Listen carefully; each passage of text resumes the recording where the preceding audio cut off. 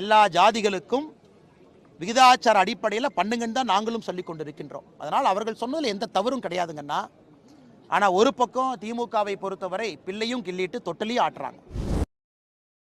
வன்னியர்களுக்கு 10.5 இடஒதுக்கீடு கொடுத்தால் திமுக கூட்டணிக்கு வர தயார் என பாமக தெரிவித்த கருத்திற்கு பாஜக மாநில தலைவர் அண்ணாமலை பதிலளித்துள்ளார்.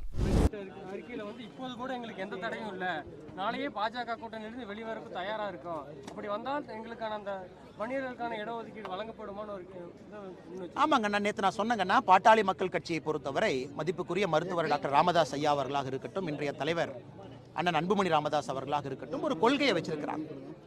எல்லா கட்சிக்கும் அந்த கொள்கையை அடைய வேண்டும் என்கின்ற விருப்பம் இருக்கும்.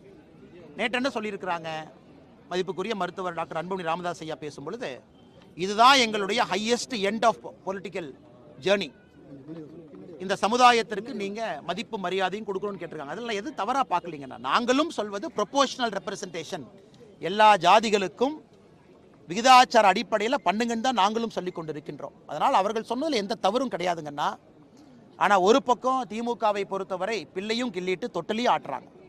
நேற்றே சொன்னோம், குலசேகரன் கமிஷன் அவங்க என்கொயரி ரிப்போர்ட்டு 6 மாதம் தான் கேட்டாங்க, அனுமதி கொடுத்தீங்கன்னா இன்னைக்கு நம்ம கையில் காசு சர்வே இருக்கும், இன்னைக்கு நம்ம முடிவு எடுக்கலாம்.